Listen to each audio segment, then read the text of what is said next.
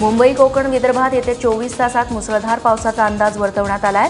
दरम्यान मराठवाडा वगळता या तिन्ही विभागांमध्ये कालपासून पावसानं दमदार हजेरीही लावली आहे। मराठवाड्याच्या काही भागात पाऊस झाला असला तरीही अजूनही बहुतांश भाग हा कोरडाच आहे।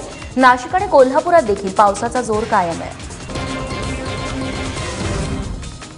11वी ऑनलाईन प्रवेश घेणाऱ्या विद्यार्थ्यांना दिलासा मिळालेला आहे, कारण विद्यार्थ्यांना आता 29 जूनच्या संध्याकाळी 5 वाजेपर्यंत प्रवेश अर्ज भरता येणार आहे। यापूर्वी 27 जून ही शेवटची मुदत होती। 11वी ऑनलाईन प्रवेश अर्जामध्ये मुंबईत तांत्रिक अडचणी आलेल्या होत्या, त्यामुळे अनेक विद्यार्थ्यांना प्रवेश प्रक्रियेवेळी त्रास झाला। मालेगावमध्ये सलमान खानच्या ट्यूबलाइट चित्रपट सुरू असताना अतिउत्साही प्रेक्षकांनी सिनेमागृहातच फटाके फोडल्याचं पुढे आलंय। या प्रकरणी 9 जणांना अटक करण्यात आली आहे। मात्र अशा प्रकारे लोकांच्या जीवाशी खेळून धुडगूस घालणाऱ्यांवरती कडक कारवाई व्हावी अशी मागणी आता केली जाते आहे। पाकिस्तानच्या हल्ल्यात शहीद झालेले औरंगाबादचे संदीप जाधव यांच्या कुटुंबियांची ग्रामविकास मंत्री पंकजा मुंडेंनी भेट घेतली।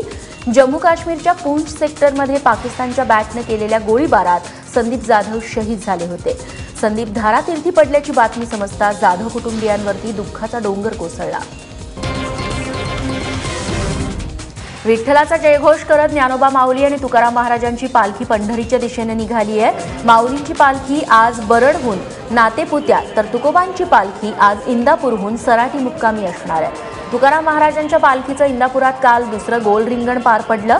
हे रिंगण बघण्यासाठी भाविकांनी मोठी गर्दी केली। पालखी इंदापुरात येताच वारकऱ्यांनी ज्ञानबा तुकारामचा जयघोष करायला सुरुवात केली। टाळकरी, विणेकरी, झेंडेकरी यांच्या पाठोपाठ तुळशी वृंदावन घेतलेल्या महिला जोमानं धावल्या। विठुरायाच्या दर्शनासाठी पंढरपूरला चालत जाणाऱ्या प्रजित परदेशी आणि धनाजी पन्हाळे या 2 तरुणांची लिम्का रेकॉर्डमध्ये नोंद झाली आहे। कारण आळंदी ते पंढरपूर हे 245 किलोमीटरचं अंतर त्यांनी अवघ्या 58 तासात पूर्ण केलंय।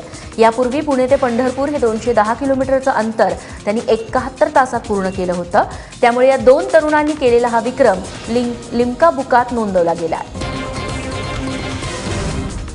दरम्यान या रिंगणात धावणाऱ्या अश्वाच्या नजरेतून हा सोहळा कसा दिसत असेल, फेसबुक दिंडी या फेसबुक पेजवरती अश्वाच्या नजरेतून हा गोल रिंगणाचा थरार टिपण्यात आलाय।